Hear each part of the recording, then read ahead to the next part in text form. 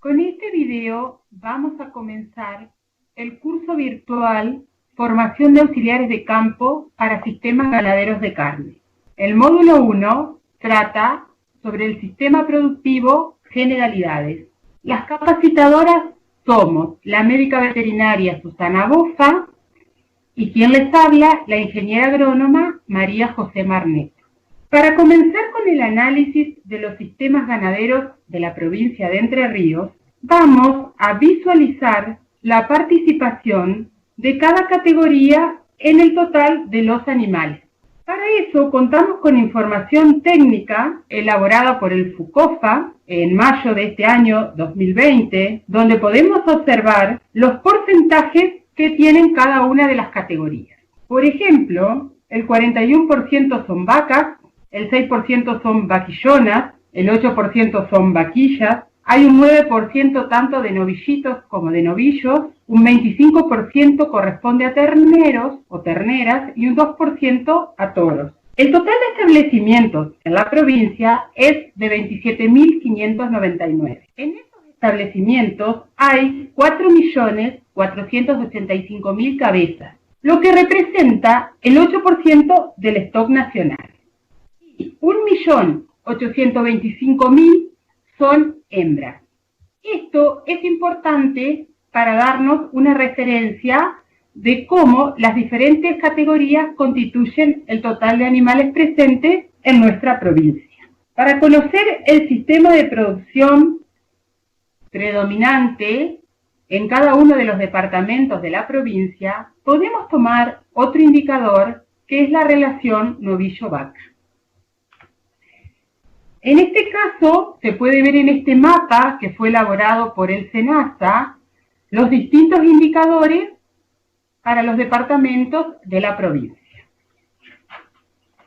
De acuerdo a los valores, podemos ver que los que están en azul, que son menores o iguales a 0,4, indican que en estos departamentos la actividad predominante es la cría y el principal producto son los terneros. Valores entre 0,4 y 0,6, que son los que se ven en verde, por ejemplo, el departamento Paraná, Diamante, Uruguay, representan que en estos la actividad principal es la cría con una recría extensiva.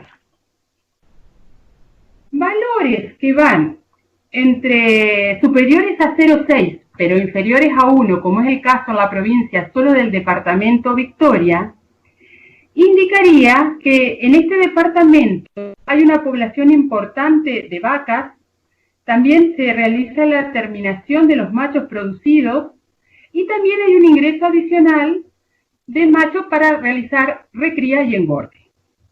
Mientras que los valores superiores a 1, como podemos ver en el departamento Gualeguay e Islas, indicarían que en esta zona el ingreso de novillos para engorde es la principal actividad. Como para hacer una síntesis, podemos observar que en el mapa el sistema de cría predomina en los departamentos del norte de la provincia, o sea, todo lo que está acá con azul, y hacia el sur predominan los sistemas de invernada. También se observan departamentos en un proceso de transición a sistemas de cría-recría asociado, en general, a los sistemas mixtos ganaderos agrícolas.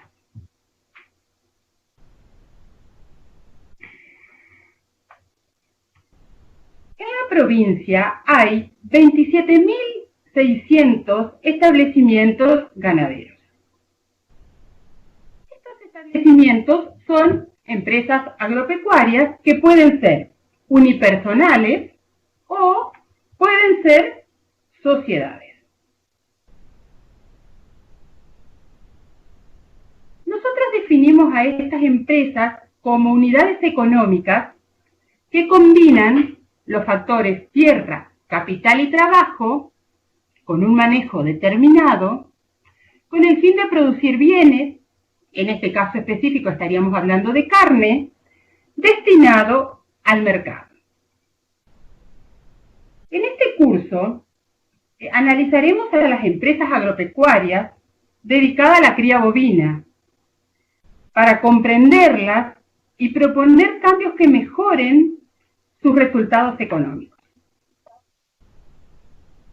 Por eso, a nosotros nos interesa considerar a la empresa como un sistema que está constituida por sus sistemas y está influenciada por el entorno socioeconómico y ambiental en el cual está inserta.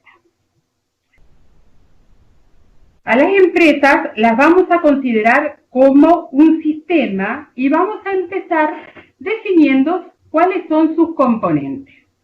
Entonces vamos a decir que los sistemas tienen distintos componentes.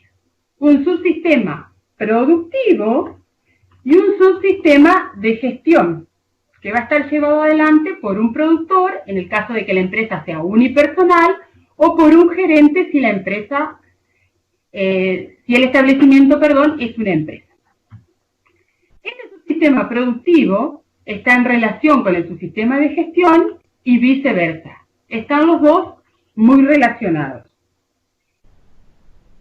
El sistema lo podemos definir como un conjunto organizado de elementos, que acá estamos diciendo los dos componentes, que se relacionan entre sí para constituir una unidad o un todo con objetivos específicos. Y también es importante considerar que ese todo es mucho más complejo y no es solo la suma de las partes. Para avanzar en el análisis podemos desglosar un poco más lo que es el subsistema de producción. Y dentro de este subsistema de producción vamos a encontrar un componente animal, que está conformado por todo nuestro rodeo, que más adelante Susana lo va a ir especificando. Tenemos también un componente vegetal y también un componente humano, que está constituido por todas las personas que trabajan en este sistema de producción. Entre el componente animal y vegetal hay una continua interacción y el componente humano realiza acciones sobre los dos componentes anteriores. Y esto es muy importante poder reconocer y saber cuáles son esas relaciones, porque son importantes para la toma de decisiones. Cada subsistema también tiene un límite que divide lo que es interno y propio de ese sistema o subsistema, como estamos hablando ahora de producción, de lo que es externo. Generalmente lo que es interno, nosotros lo relacionamos con las cosas que el productor o el gerente puede controlar, y lo externo está relacionado con aquellas cosas donde nosotros no podemos intervenir, como puede ser el mercado o el clima. Y también este sistema tiene entradas y salida, que es lo que lo vincula con el medio. Podemos volver acá al sistema lo que veníamos hablando antes, con todos los componentes. Ese sistema formado por los dos subsistemas, productivo y de gestión, con las entradas y las salidas. Y algo que es muy importante es que toda la información que este sistema genera, por lo cual es muy importante, y los técnicos siempre hacemos hincapié en la necesidad de llevar registro, nos sirve a nosotros para analizar cómo está funcionando lo que ustedes ven ahí, que podría considerarse como una caja, y también ver qué resultados productivos y económicos obtenemos, poder saber cuáles son los principales problemas, analizarlos en conjunto con el equipo de trabajo y poder, como marca la flecha acá con toda esta información, reorganizar y tener nuevas metas o planificar los cambios para los objetivos del año siguiente. Algunos sistemas productivos son más complejos, teniendo en cuenta que en los establecimientos ganaderos a veces se realizan todas las actividades y se hace lo que llamamos el ciclo completo. Lo vamos a ver a través de un ejemplo. Que se haga cría, donde la salida del sistema son los terneros, pero también en ese mismo establecimiento se puede realizar la recría de estos animales. Entonces, en este caso también tendríamos para la venta vaquillas y novillitos. Y también el establecimiento puede hacer la terminación, donde entonces tendríamos para la venta novillos y las vacas gordas de descarte del sistema de cría. Este sería un establecimiento ganadero, como dije anteriormente, donde se realice lo que nosotros denominamos el ciclo completo. Esto también estaría en interacción con un componente de gestión, donde la gestión la puede llevar a cabo directamente el productor, propietario, o puede delegar en otra persona esta actividad. Como para ir completando el sistema, tiene entradas, que pueden ser los insumos y también la información que entra al sistema, y salidas, donde, como decíamos anteriormente, principalmente todo lo que son registros y datos de productivos nos sirven a nosotros para retroalimentar el sistema y poder planificar las actividades del año siguiente. Ahora vamos a empezar a describir cada uno de los componentes de ese subsistema productivo. Vamos a comenzar con el componente forrajero. Los pastizales de Entre Ríos forman parte de la llanura chaco-pampeana, específicamente lo que se conoce como la ecorregión El Espinal, que abarca el sur de la provincia de Corrientes, la mitad norte de Entre Ríos, una faja central de Santa Fe y Córdoba, el centro y el sur de San Luis, la mitad este de La Pampa y el sur de Buenos Aires. Estos recursos forrajeros aportan entre el 55 y el 65% de la dieta del ganado vacuno en el área centro-norte. Y también es importante destacar que el 95% de la actividad de cría vacuna y ovina se realiza sobre estos pastizales naturales. La ecorregión El Espinal se divide en 3 distritos: Ñandubay, Algarrobo y Caldén. El norte entrerriano corresponde al distrito Ñandubay. La comunidad del distrito Ñandubay es un bosque de esta especie, como su nombre lo indica, y también de algarrobo, con árboles que no superan los 10 metros de altura, incluyendo un extracto arbustivo y otro herbáceo. El ñandubay es una especie que ha sido muy buscada por su madera dura para construir postes. Y si bien llega a tener 10 a 12 metros de altura y 40 centímetros de diámetro, hoy es muy raro o casi difícil encontrar ejemplares con estas características. Asociado a esta especie aparece también el algarrobo negro y otras leguminosas como el espinillo y el chañar.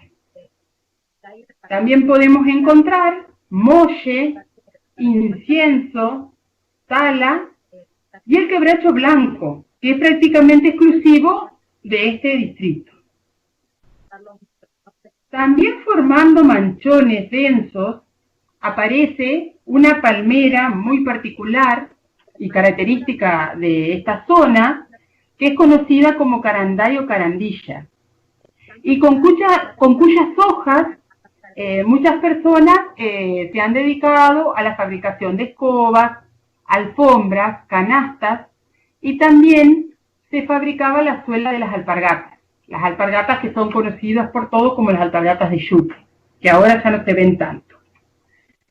En el extracto arbustivo aparecen varias especies de chilcas, de diferentes géneros, las cuales impactan mucho en la receptividad de los campos, porque como ustedes ven, ocupan mucho espacio y eso hace que los animales no tengan acceso al forraje que crece debajo de estos arbustos. Y en el extracto herbáceo hay una gran variedad de pastos, principalmente gramíneas, y también aparece el caraguatá. Conjuntamente con esto hay presencia de enredaderas, claveles del aire y helechos. Como veníamos desarrollando el tema sobre cómo están compuestos el subsistema de producción, vamos a desarrollar en esta parte de la presentación todo lo vinculado al componente animal. Y para eso vamos a comenzar poniendo en el contexto y haciendo un recordatorio de qué entendemos por un rodeo de cría. Y el rodeo de cría es un conjunto de animales, principalmente compuesto por vacas, y están también los toros, que son quienes dan el resultado como producto, los terneros, que son el principal producto del sistema de cría. Pero también existen, a su vez de estas dos categorías importantes, otras categorías. Y por eso es muy importante que tengamos en claro el tipo de categoría que tenemos y la cantidad de animales por categoría para poder organizar y ordenar todo el rodeo y poder asignar potreros de acuerdo a la disponibilidad de alimentos para poder responder a los requerimientos nutricionales de cada una de esas categorías. Y podemos mencionar dentro de las categorías que son las vacas, las vaquillonas, las terneras de estete, los toros y los toritos. Sobre todo, el número mayor dentro de un rodeo de cría son las vacas, dentro de las cuales tenemos los que son vacas con cría, que son aquellas vacas adultas que tienen ternero al pie, y en ellas es muy importante que tengamos en cuenta que los requerimientos son principalmente de mantenimiento y de lactancia. Y también tenemos las vacas de primera cría, donde los requerimientos son mayores, porque a los requerimientos de una vaca con cría se suman también los de desarrollo. En el caso de vaca seca, son las vacas que no tienen ternero al pie, y existen dos categorías: las vacas preñadas, que tienen requerimientos de mantenimiento y de gestación, y las vacas vacías, que son las de menos requerimiento. Y por el otro lado tenemos también las vacas refugos o descartes, que son, en general, cuando uno hace los procesos de tactos o algún otro momento de selección, es cuando elige estas vacas que se van a ir del establecimiento por edad, por problemas sanitarios o reproductivos. Las vaquillonas tenemos dos subcategorías, digamos, las vaquillonas de reposición entre 1 y 2 años y las vaquillonas de primer servicio. Es decir, que son de alto requerimiento porque están necesitando desarrollar todo su tejido muscular, están creciendo, y en el caso de la primer servicio necesitan preñarse y sostener la gestación. Las terneras también es una categoría importante que tenemos que tener presente cuando definimos qué tipo de alimentación le estamos dando o en qué lugar del establecimiento la vamos a colocar, porque es un animal que tiene alto requerimiento porque está en una etapa de desarrollo de sus tejidos. Los toros, que son los reproductores machos, que es fundamental para obtener un buen porcentaje de preñez y porque también aportan a la genética del rodeo. Y en el caso de ellos, hay que tener también en cuenta el periodo de descanso, que es el periodo de recuperación. Bueno, y la categoría de toritos, que no aparece en todos los establecimientos, sino que en algunos donde recrían sus propios machos de reproducción. Otro de los subsistemas puede ser el subsistema de recría, que en general en nuestros establecimientos están evolucionando hacia sistemas de cría y recría. Y la etapa de la recría es la etapa de crecimiento óseo y muscular, que comienza cuando se produce el desmadre o el destete de los animales, hasta que llegan al año, año y medio, donde pasan a la etapa de terminación o de invernada, que es la etapa donde se termina el animal de acuerdo a los requerimientos del mercado. Las últimas cambios en cuanto a la política de categorización comercial, se dejó de vender por peso, y lo que hoy se toma en cuenta es la edad por dentición, es decir, cómo evoluciona la dentadura, quiere decir cómo van saliendo y desarrollándose los dientes. Y esto existe una clasificación que da SENASA para que los frigoríficos, y se puede ver a nivel del Ministerio de Agroindustria, para que los frigoríficos tengan en cuenta cuando reciben las categorías para dar el informe del tipo de animal que se faena. Otro de los componentes importantes del sistema ganadero, y creo que es el pilar fundamental de cualquier empresa, es el personal que trabaja dentro de la misma, o lo que llamamos capital humano o talento humano. ¿Y por qué creemos que esto es muy importante resaltar? Porque las empresas están constituidas por personas, y las personas son las que realmente llevan a cabo las tareas. Tienen a cargo todo el capital que tiene la empresa, por lo cual el esfuerzo que hagamos en acompañar su crecimiento hará la diferencia en el resultado de esa empresa. Y en cuanto a este punto, hay algo importante que se debe tener en cuenta, o quien gerencia el establecimiento o la empresa agropecuaria, tener en cuenta cuáles son los puestos de trabajo, porque la persona que está ocupando ese puesto tiene que tener en claro cuál es su función, su responsabilidad y tarea, para saber claramente qué es lo que tiene que hacer. Poder saber a quién responder todo ese informe, esa información que va recogiendo cotidianamente en su tarea, para que toda esa información que se genera a nivel de la gerencia pueda ser procesada y poder, en el equipo que conforman todos los integrantes de la empresa, poder evaluar esos resultados para poder tomar las decisiones y volver a hacer las planificaciones necesarias para lograr los objetivos de la empresa.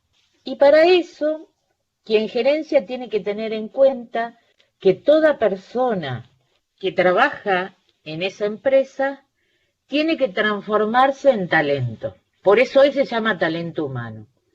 ¿Y qué se tiene en cuenta en esto? El conocimiento, la habilidad, el juicio y la actitud de esas personas. En cuanto al conocimiento, hablamos que es el saber, es decir, aprender y aprender a aprender, es decir, a veces hay que desaprender lo aprendido, porque muchas veces uno viene aprendiendo de otros y a veces hay algunos conceptos que han evolucionado, que para el momento donde se aplicaban eran buenos, pero la investigación, el desarrollo, ha ido transformando algunos conceptos a través del tiempo.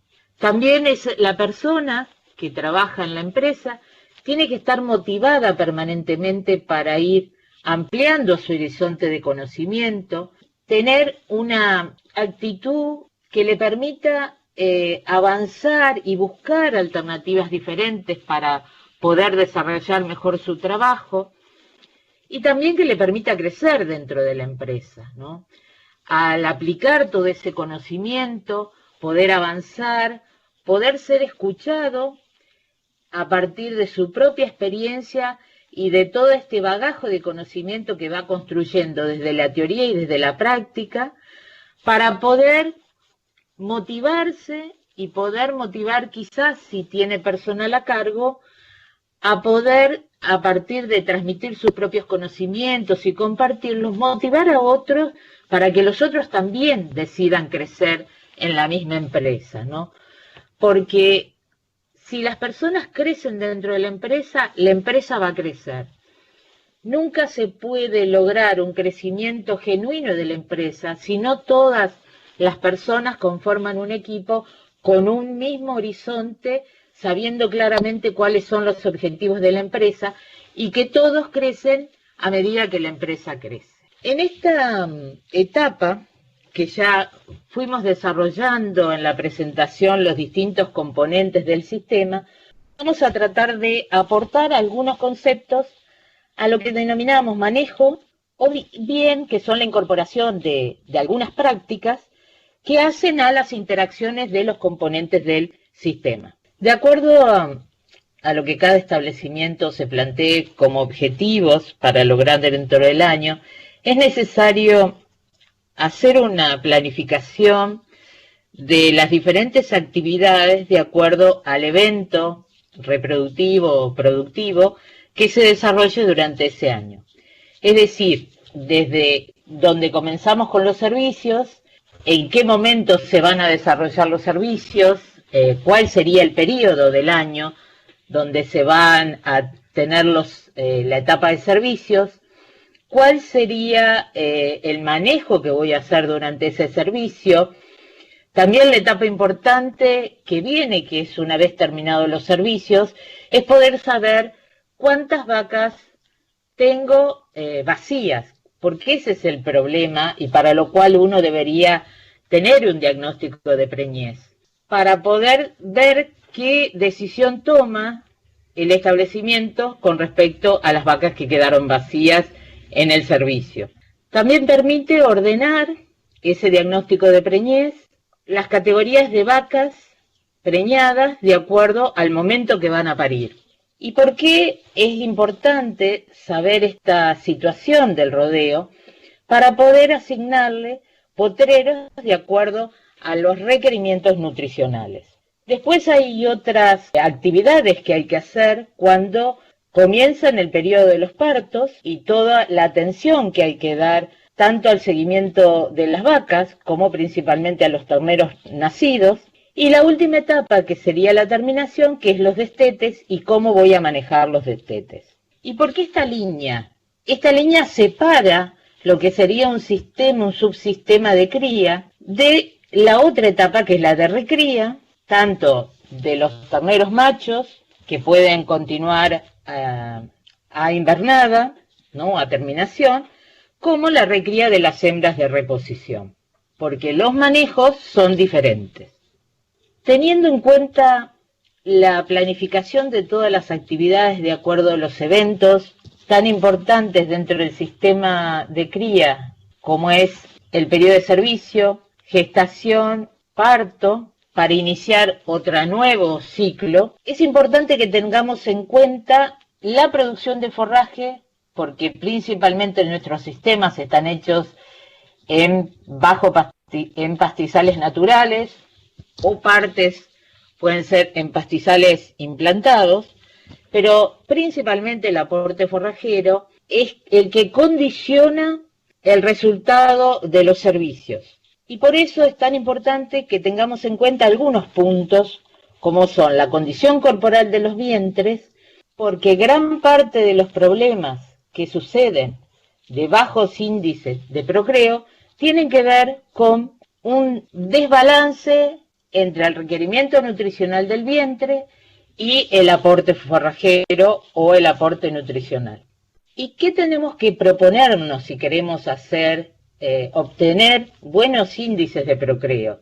Tener un estado nutricional del vientre que realmente esté en buenas condiciones para poder tener celos fértiles. También que los toros tengan una buena aptitud reproductiva, es decir, que puedan, ese periodo que los ponemos a servicio, poder soportar la exigencia que significa el servicio en tan corto tiempo. Y también que el rodeo esté libre de todas las enfermedades de la reproducción. ¿Y por qué todos estos 3 puntos son importantes? Porque pensemos que tenemos muy poco tiempo para poder preñar las vacas para obtener un ternero por año. Pensemos que la gestación nos lleva mucho tiempo, son 9 meses, 2 meses, 45, 50 días es lo que llamamos un anestro posparto o la parte del puerperio, que es el periodo de recuperación de la vaca después del parto, y donde si la condición corporal de ese vientre no es bueno, este periodo de anestro fisiológico se transforma en un anestro patológico. Por lo tanto, se van a alargar los periodos entre los partos y no vamos a tener un ternero por año.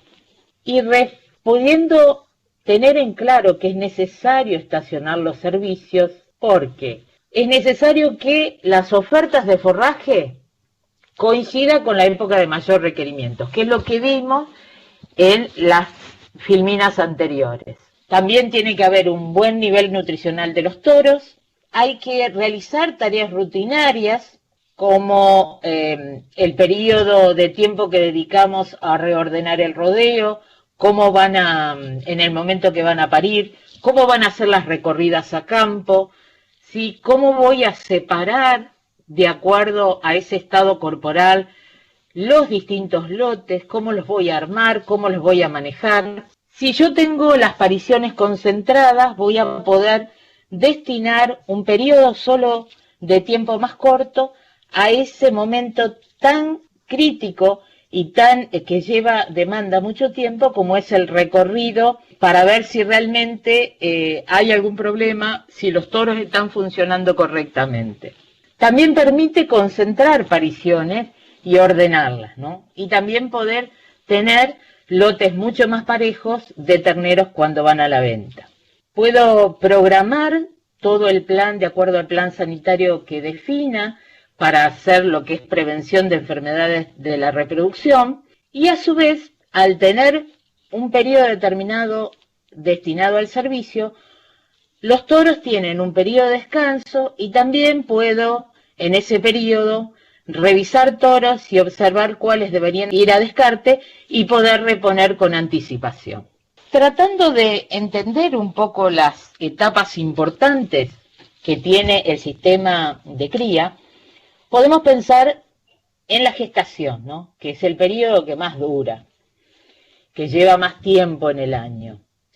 Y para eso tenemos que tener en claro que el celo de la hembra, en una hembra que esté en buenas condiciones, buena condición nutricional, que no tenga algún problema de enfermedad, se repite cada 21 días. Y en eso es importante para saber y poder observar en las recorridas cómo está esta situación de las vacas, ¿no? Sobre todo cuando estamos en un servicio para el servicio natural, pero también cuando defino un plan de inseminación. Una vez que se tuvo el servicio, ya sea por monta natural o por técnicas artificiales, la unión de ese espermatozoide con el óvulo da origen a lo que denominamos embrión.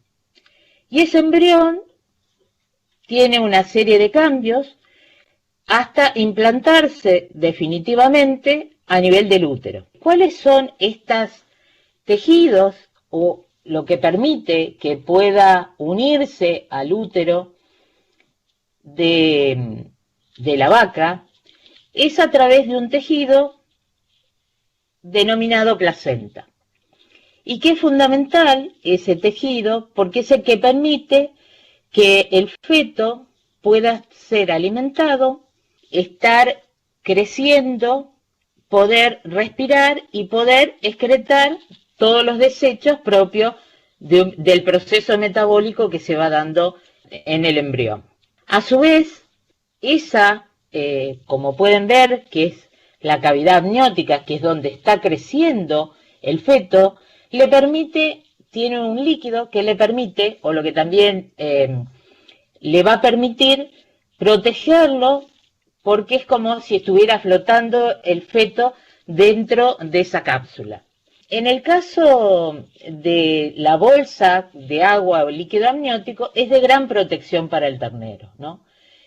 Y el cordón umbilical es la forma que se mantiene unido a la madre, que es a través del cual puede recibir toda la nutrición porque pasa la circulación que es lo que lleva los nutrientes al feto. El periodo de la gestación debemos tener en cuenta que más o menos dura 283 días y varía entre 270 y 300 días dependiendo la raza. Teniendo esta etapa, que es la etapa de gestación, que es la etapa que más dura durante el año, permite, como vimos antes, que una práctica como la de diagnóstico de preñez, podemos ordenar los vientres de acuerdo al estado fisiológico, asignar potreros y realizar los descartes que sean necesarios en ese momento.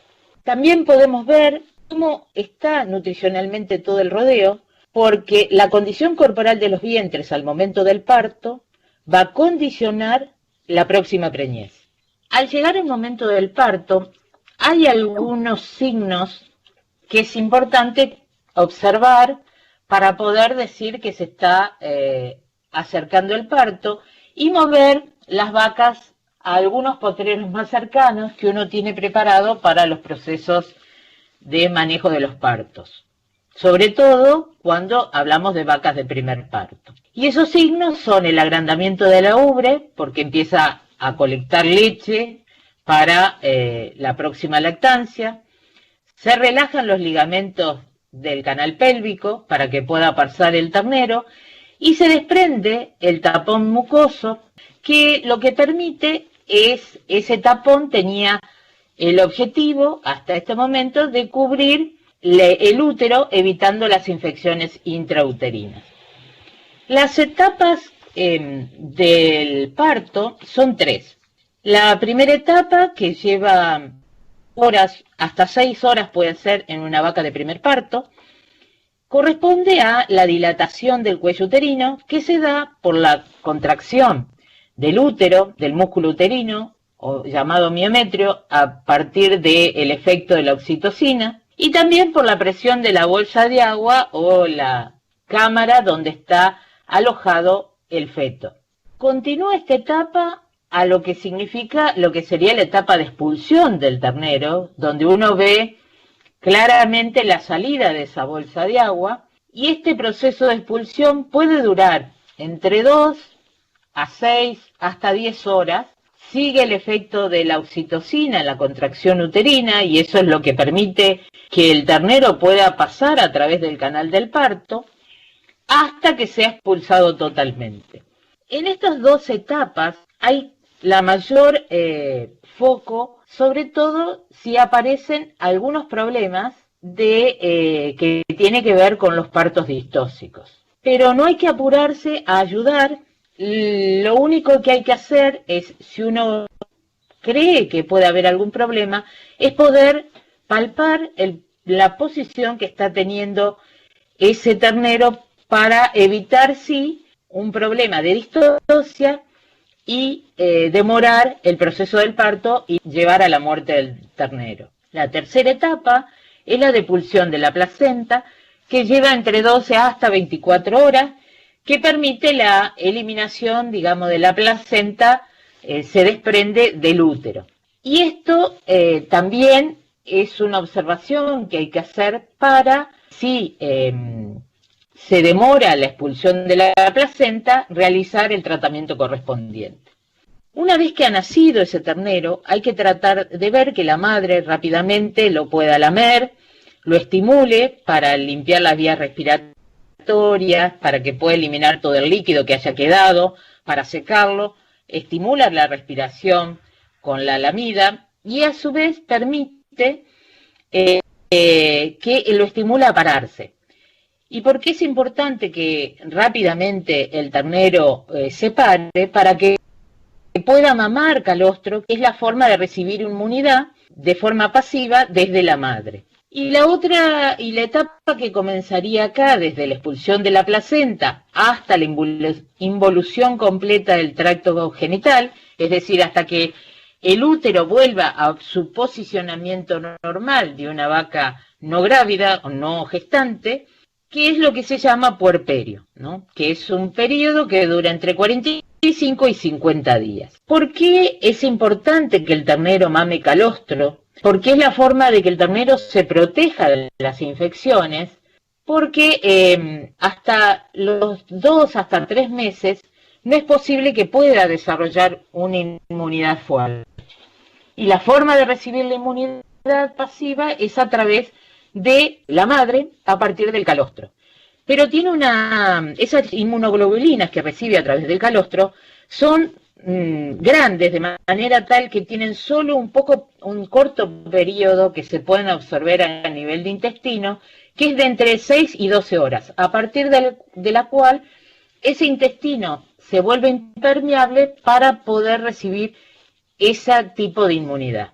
Y en esta etapa de lactancia es imposible conocer que hay un determinado consumo a medida que empieza a crecer, la curva de lactancia tiene un pico y a partir del cual decrece entre los 2 a 3 meses, tiene un pico y empieza a decrecer hasta que es insignificante y tiene que acompañar lo que es el proceso de desarrollo natural de un ternero.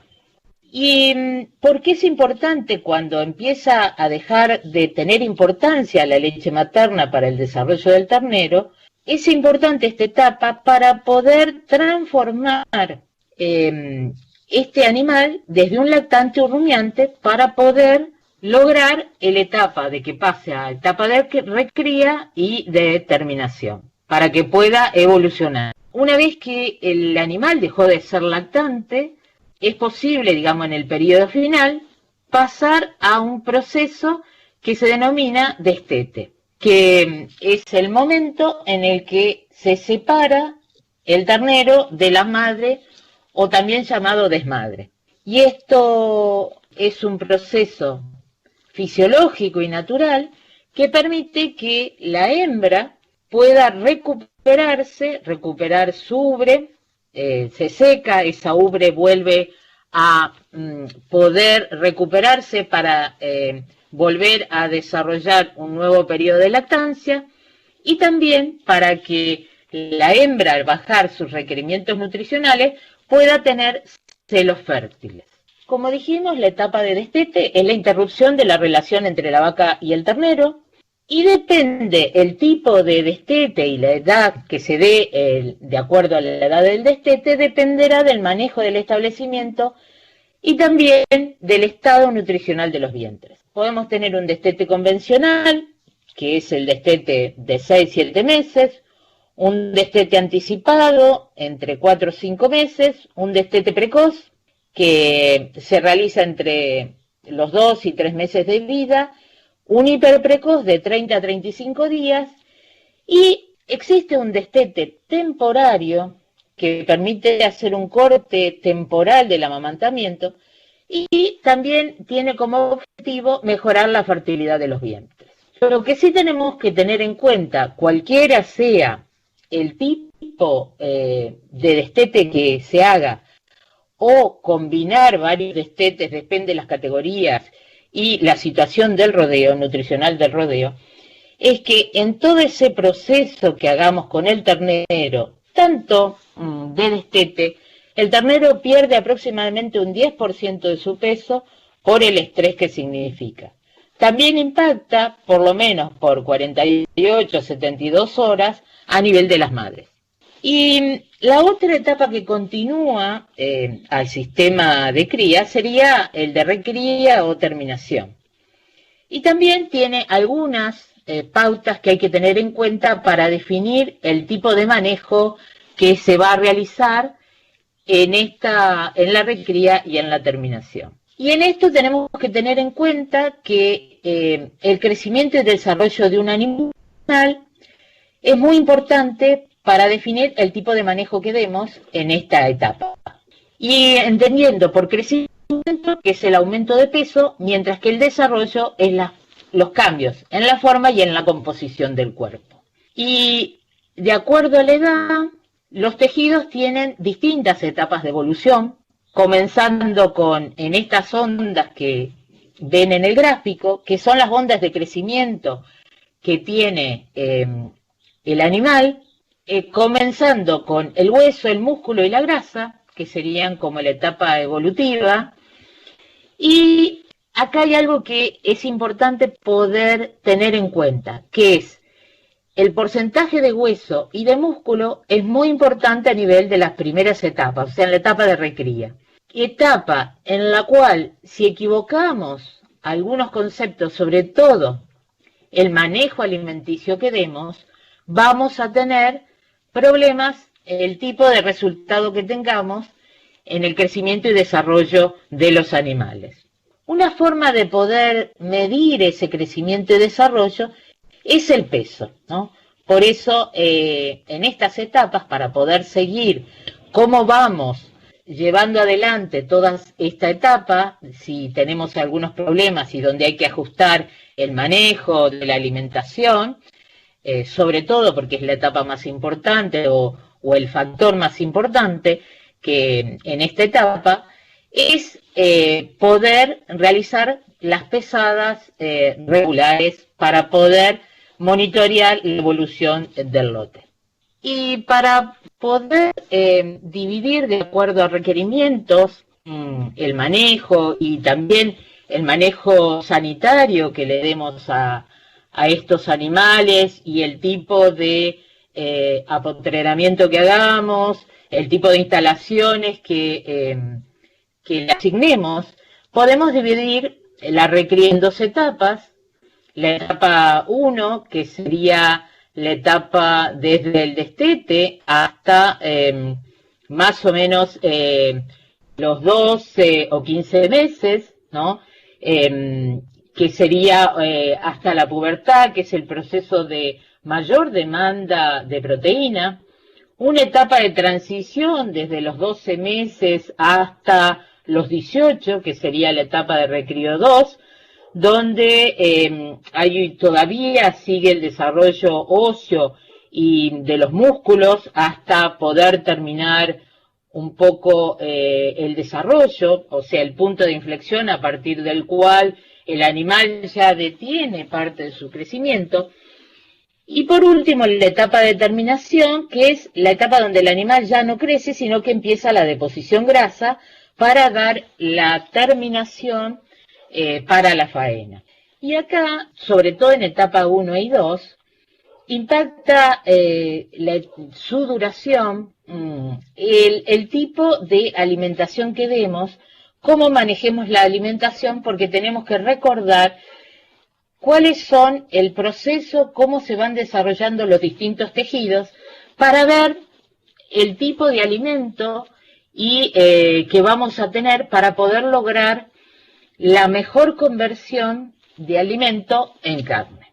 Por eso, si vemos en el gráfico, vemos la curva, ¿no?, de dónde se empieza a detener todo el desarrollo de los tejidos hasta llegar a la etapa de 22 a 24 meses, donde el animal no crece ni más, o sea, toda su etapa llega a adulto, tiene la madurez, y por lo cual ahí, en esa etapa, solo puede haber depósito graso. Estos conceptos generales son los que van a orientar cómo uno va a manejar las distintas categorías, las distintas etapas de la recría, porque aquellas equivocaciones que hagamos en la etapa, sobre todo de recría 1, los vamos a ver en la duración y en la conversión a nivel de los animales que vayamos a venta, pero también